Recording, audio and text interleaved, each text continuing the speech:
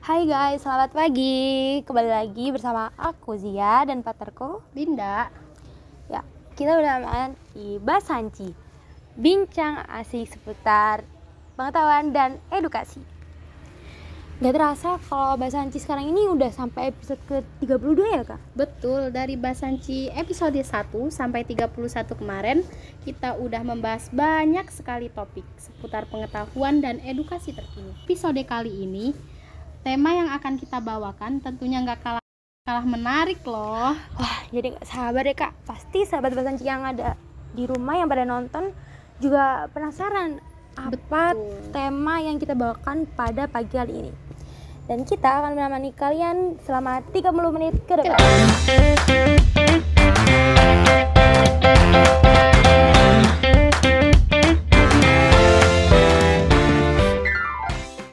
Aku ada cerita tentang witch hunter. Kalian tahu nggak? Apa itu, Kak? Belum pernah dengar nih. Jadi karena aku dari sejarah, jadi biarkan aku menceritakan sejarah lah ya. Boleh.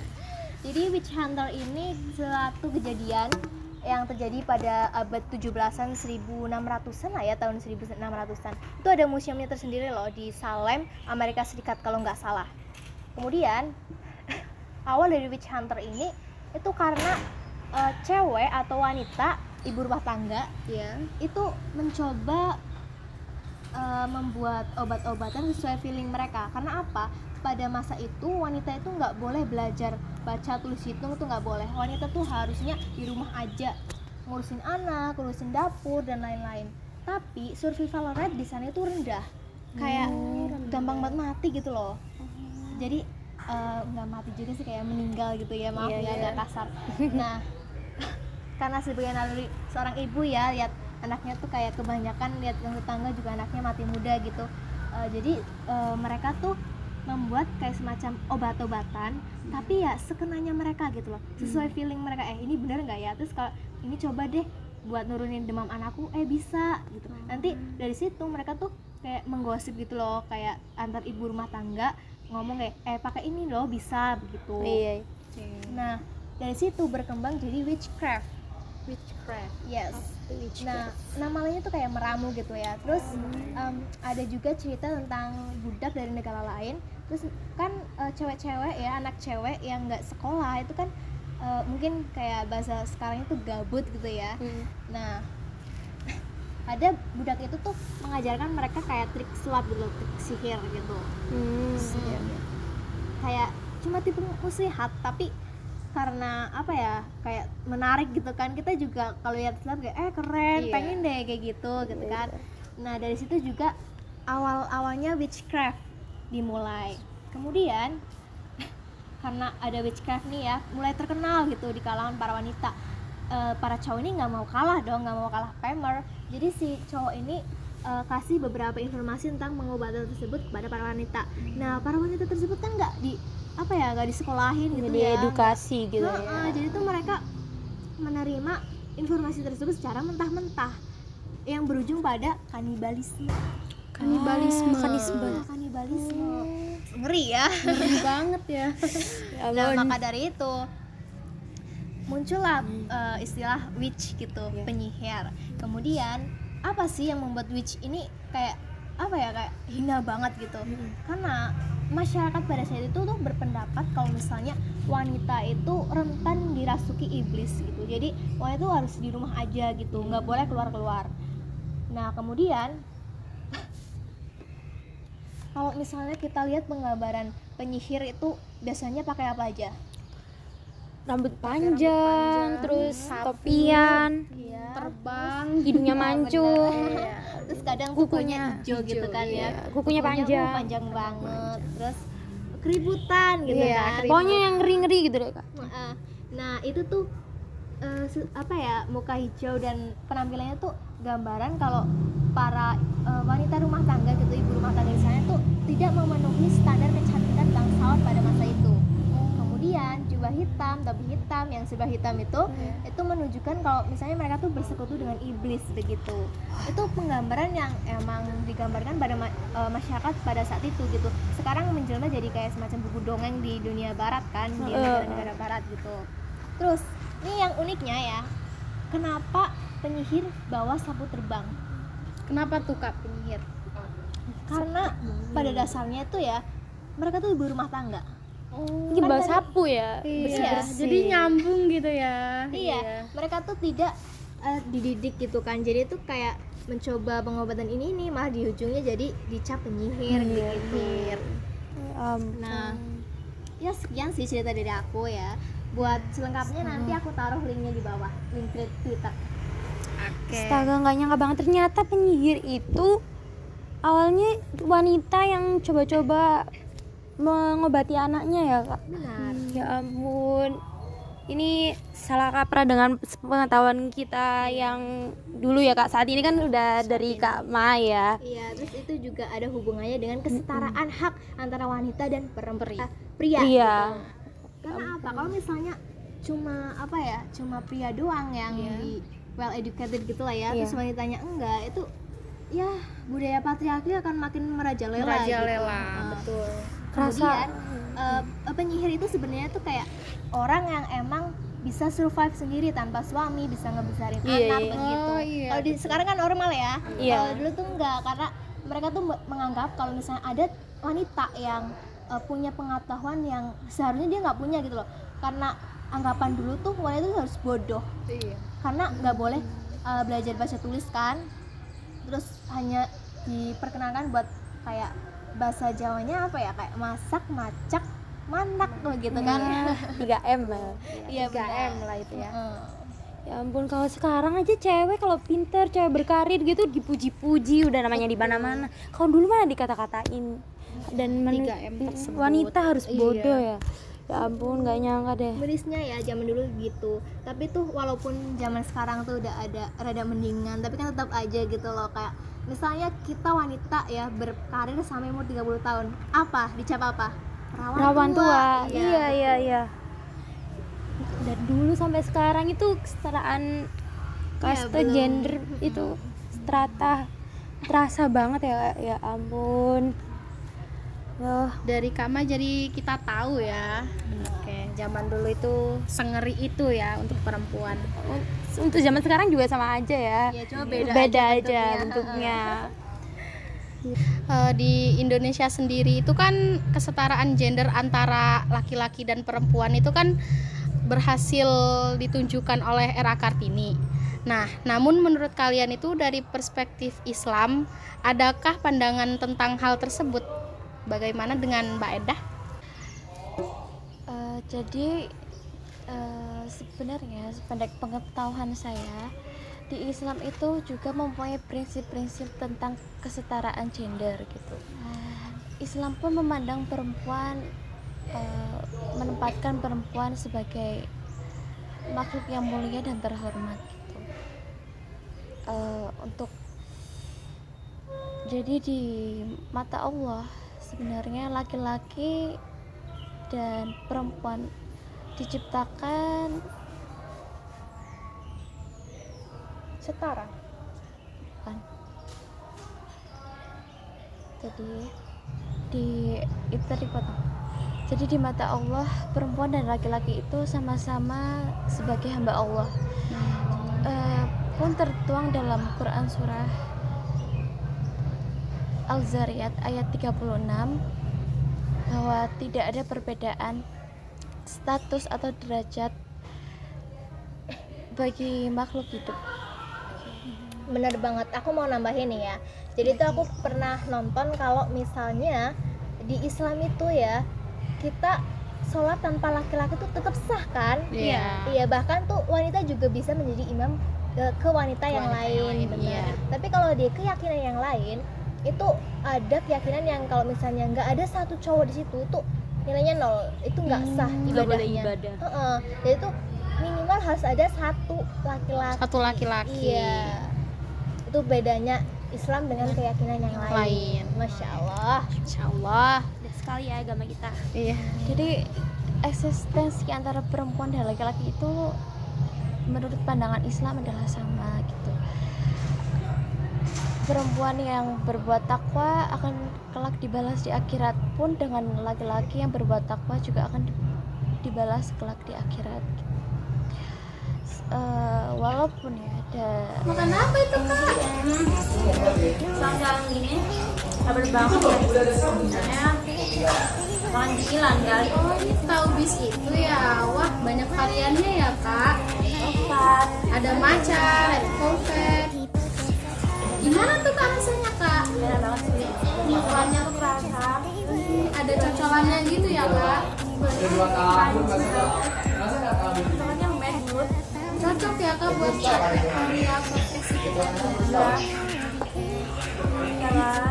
Dan yang mau pesan brownies kayak brownies tahu baik sini, kalian bisa pesan di nomor di bawah ini.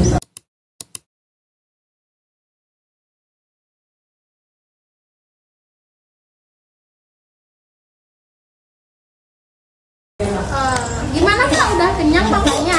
Udah dong, udah kenyang banget. Oke, ayo kita lanjut ya kak podcast lainnya. Iya. Ini kan marak sekali ya LGBT. Marak sih kak. Menurut pengamatanku ya LGBT ini marak setelah pas masa pandemi itu. Iya. Orang-orang kan pada di rumah aja, Iya, jadi iya. lebih chronically online gitu lah ya Iya, bahasanya. Ya dari situlah kayak orang mulai terang-terangan kalau misalnya aku tuh suka sama cewek loh, terus aku tuh suka sama cowok loh begitu. Dan mereka semua itu mengatasnamakan HAM dan Ya hak asasi manusia. Baiklah, mari kita sambut narasumber keren kita selanjutnya, yakni Kak Rere. Halo Kak Rere. Halo Kak Rere. Halo. Halo. Iya. Halo. Oke Kak Rere, gimana kabarnya Kak Rere? Alhamdulillah sejauh ini masih baik ya, meskipun aku sendiri sudah merasa tidak baik sebenarnya. Kenapa Gak itu Kak? apa-apa, kan bincang-bincang sama kita nanti pada membaik. Waduh, iya benar. Kesibukan apa? Kalau Yang dijalani saat kesibukannya ini? sih kayaknya sama aja nggak sih? Kita kan udah mau UAS ya, jadi Iya. kesibukannya tuh lebih ke masalah tugas-tugas Bener gitu. banget. Tugasnya pada numpuk Iya ya. benar kayak Jajarnya jadi jejarin. iya kayak langsung dihadang berbagai macam tugas gitu loh, kayak nggak cuma satu, kayak langsung semua gitu loh. Iya, nggak betul. sih? Iya. Kak Mai, kita boleh bincang-bincang santai pada siang hari ini ya Kak Mai? Boleh dong, boleh. Jadi Kak, sekarang tema yang akan dibawakan di Basanci kali ini yakni tentang LGBT, Atau disorientasi. Yes. Ya. Jadi yang akan saya tanyakan pada kali ini tentang masalah disorientasi seksual. Kebanyakan anak muda zaman sekarang itu banyak terlibat hal-hal yang sesama generasi muda, sesama jenis. Bagaimana cara kita untuk dapat mencegah hal-hal tersebut, Kak? Nah, kalau misalkan dari kita sendiri ya kan, kayak ibaratnya tuh sama-sama generasi muda. Kalau menurut pendapatku nih, itu tuh dari lingkungannya dulu yang harus dibenahi.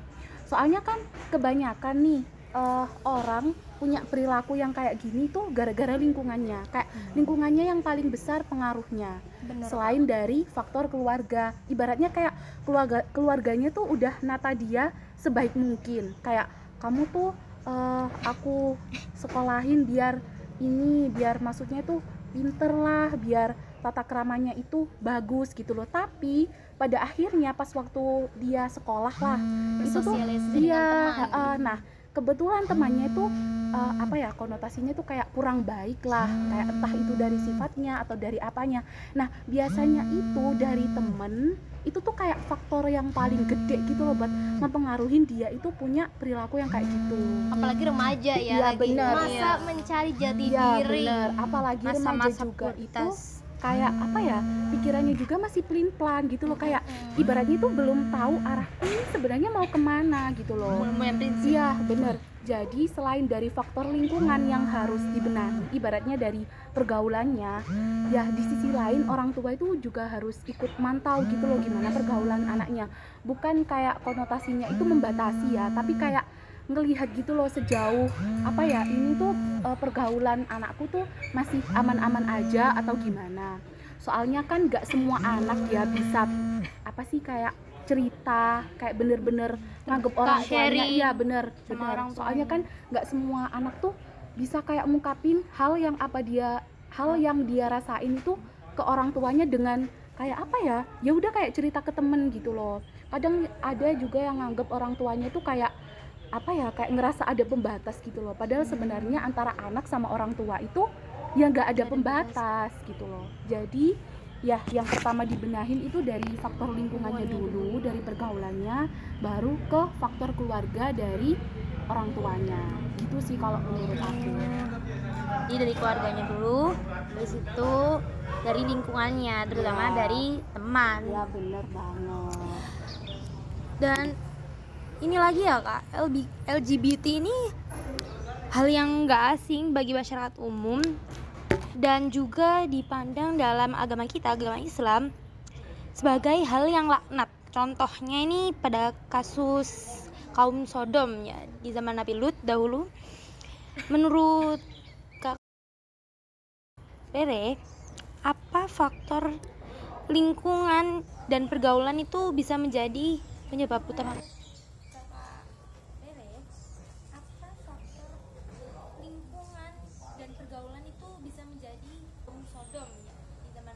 Itu banyak banget sih orang berita-berita sekarang ya. Iya. Kamu tahu nggak yang berita yang 3 anak itu? Iya. Oh iya benar kan, benar. Ini selalu dia kayak masih kecil di tempat umum. Iya. Maka dari itu, ya itu tadi sih pentingnya education buat pengetahuan gitu. Sebenarnya nggak cuma kasus tadi ya kak, masalah LGBT itu juga terlibat di dalam lingkungan pesantren ya. Iya, pesantren loh, pesantren kan bilangnya notabene kan agamis religius ya. Menurut pandangan dari kalian gimana nih menyikapi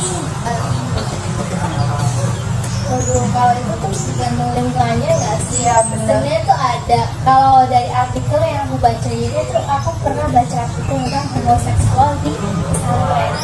Nah, salah satu faktornya tuh karena kamu tahu budaya adik kakak di pesantren.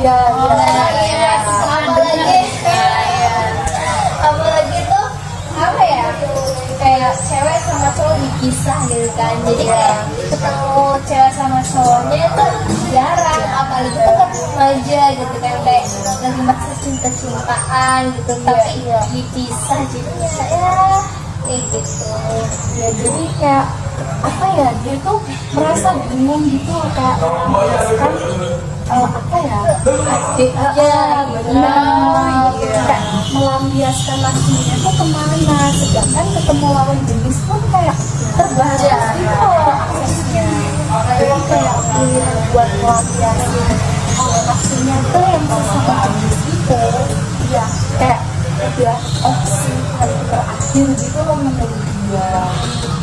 Parah ya kan, sebenarnya niatnya dipisah biar iya biar kayak apa ya, kayak menjauh ya mana tidak bisa hati ya. Ternyata malah memicu adanya tidak timbangan orientasi ya. Benar. Ampun, tapi gimana ya kak, cara mengatasinya kan dari lingkungan, tapi kan terkadang ada lingkungan yang tidak mendukung ya wes dibiarin aja asal nggak telat tren gitu kan ya besar. Jadi ini sebenarnya apa ya, menurutku ini adalah sebagai tugas orang tua. Jadi kalau misalnya aku orang tua nih, pesantrenin anakku ya, aku tuh harus cari tuh beluknya pesantrennya tuh gimana gitu. Terus kalau biasanya tuh orang di pesantren ya, anak di pesantren kan kayak baru beberapa hari aja udah telepon minta pulang ini gitu kan, tuh kadang orang tua kayak meremehkan gitu ya, kayak lah paling lagi apa nggak betah tuh belum beradaptasi gitu. Tapi ada juga yang emang apa ya, lingkungannya nggak bagus. Kita sebagai orang tua juga harus melihat dari sisi anak, kayak mendengarkan kenapa sih kamu nggak nyamannya gimana, coba ceritain gitu. Jadi sebagai orang tua juga itu kita harus membuat si anak itu nyaman buat cerita ke kita gitu. Balik lagi dari yang Iya, tadi kayak sharing tadi itu kan. penting. Iya, dan emang apa ya, menurut aku sendiri tuh dua faktor ini tuh emang faktor paling apa ya, berpengaruh gitu loh, biar LGBT itu nggak menjerumus ke kita gitu loh. Kayak katakanlah lingkungannya ini membantu, tapi orang tuanya enggak, kayak ya sama aja itu. Itu pun sebaliknya gitu loh. Jadi kayak dua hal ini itu harus sama-sama mendukung, baik dari orang tua, terus dari lingkungan sekitar rumahnya, lingkungan pertemanannya. Apalagi lingkungan pertemanan itu sih menurutku yang kayak bener-bener apa yang Apalagi ini kan apa ya, kayak udah maju teknologinya ya, berteman tuh bisa dari mana aja gitu ya. Apa ya, kayak lagi masa cinta-cintaan gitu, tapi dipisah jadi ya kayak gitu. ya, jadi kayak apa ya, dia tuh merasa bingung gitu loh, kayak melampiaskan apa ya, benar, kayak melampiaskan nafsunya tuh kemana, sedangkan ketemu lawan jenis pun kayak terbatas gitu loh aksesnya. Jadi kayak pilihan buat melampiaskan nafsunya tuh yang sesama jenis itu ya kayak udah opsi paling terakhir gitu loh menurut dia. Parah ya kan. Beneran niatnya dipisah. Biar nanti Iya, biar kayak apa ya, kayak menjauh posisinya ya mata sosialisasi hati. ternyata malah memicu adanya Tidak timpang seksual orientasinya ya ampun. Tapi gimana ya Kak, cara mengatasinya kan dari lingkungan, tapi kan terkadang ada lingkungan yang tidak mendukung. Ya wes dibiarin aja lah. asal nggak telat tren gitu kan ya. Iya betah gitu. Jadi ini sebenarnya apa ya, menurutku ini adalah sebagai tugas orang tua. Jadi kalau misalnya aku orang tua nih, mau pesantren anakku ya, aku tuh harus cari seluk-beluknya pesantrennya tuh gimana gitu. Terus kalau biasanya tuh orang di pesantren ya, anak di pesantren kan kayak baru beberapa hari aja udah telepon minta pulang ini gitu ya. Kan tuh kadang orang tua kayak meremehkan gitu ya, kayak lah paling lagi apa nggak betah tuh belum beradaptasi gitu. Tapi ada juga yang emang apa ya, lingkungannya nggak bagus. Kita sebagai orang tua juga harus melihat dari sisi anak, kayak mendengarkan kenapa sih kamu nggak nyamannya gimana, coba ceritain gitu. jadi sebagai orang tua juga itu kita harus membuat si anak itu nyaman buat cerita ke kita gitu. Balik lagi dari yang Iya, tadi kayak sharing tadi itu kan. penting. Iya, dan emang apa ya, menurut aku sendiri tuh dua faktor ini tuh emang faktor paling apa ya, berpengaruh gitu loh, biar LGBT itu gak menjerumus ke kita gitu loh. Kayak katakanlah lingkungannya ini membantu, tapi orang tuanya enggak, kayak ya sama aja gitu. Begitu pun sebaliknya gitu loh. Jadi kayak dua hal ini itu harus sama-sama mendukung, baik dari orang tua, terus dari lingkungan sekitar rumahnya, lingkungan pertemanannya. Apalagi lingkungan pertemanan itu sih menurutku yang kayak bener-bener apa ya, Apalagi ini kan apa ya, kayak udah maju teknologinya ya, berteman tuh bisa dari mana aja gitu ya. Apa ya, rasanya Nah itu kita bisa kenal dari yang emang luar provinsi kita, luar negeri bahkan bisa. Nah mungkin dari apa ya kayak pertukaran budaya gitu ya, kayak ngobrol-ngobrol sering, oh kamu di ininya kayak gini terus kayak kalau misalnya dari pertemanan itu tuh kayak nyaman terus nanti salah satu dari antara dua pihak ini tuh kayak ada yang menormalisasikan itu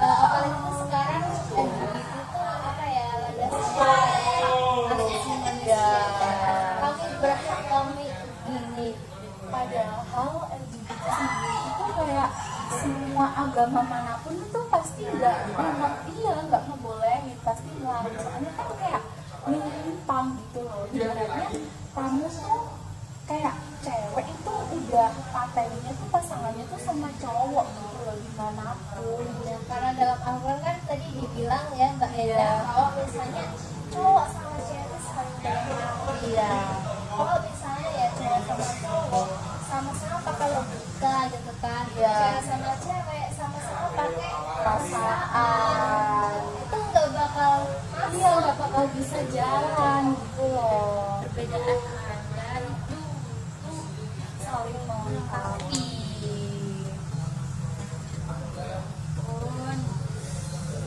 apalagi nih ya jadi aku tuh pernah ya jadi dia tuh kan pasangan cowok dengan cowok nggak ada wajib bayi. Oke, tahu. Saat dia ngisi bayi tuh kayak kasar dan kayak wanita yang dia pakai perasaan lembut gitu kan. Dia tuh ngisi bayi tuh kayak main gitu. ya itu adalah contoh perbedaan Iya, antara pasangan sesama jenis dengan yang lawan jenis. dari awal mereka emang ada itu pakai logika bukan pakai perasaan. Apa ya, kayak aku nih diceritain sama guru agama aku pas SMP.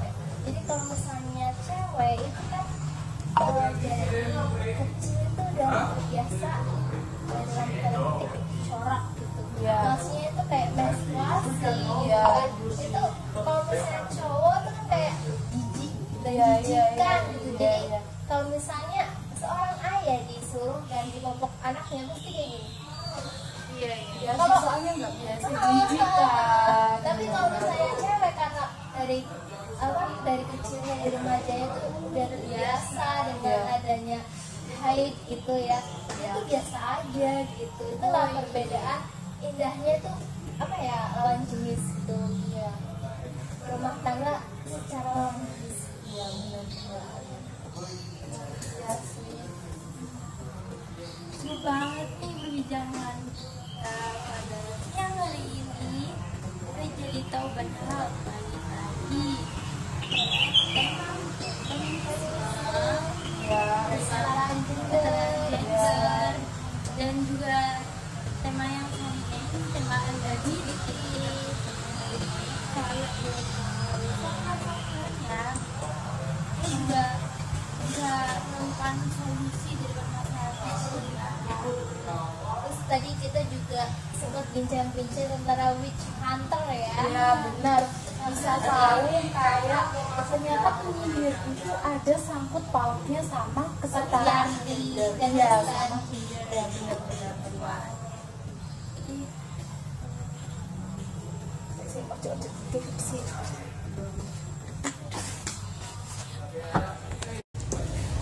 Baiklah, nggak kerasa ya kita udah bincang-bincang selama 30 menit Kak.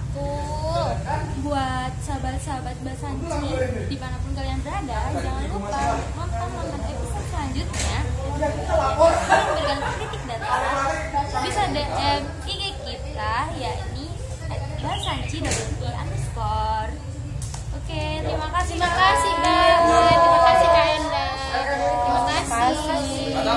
Kasih.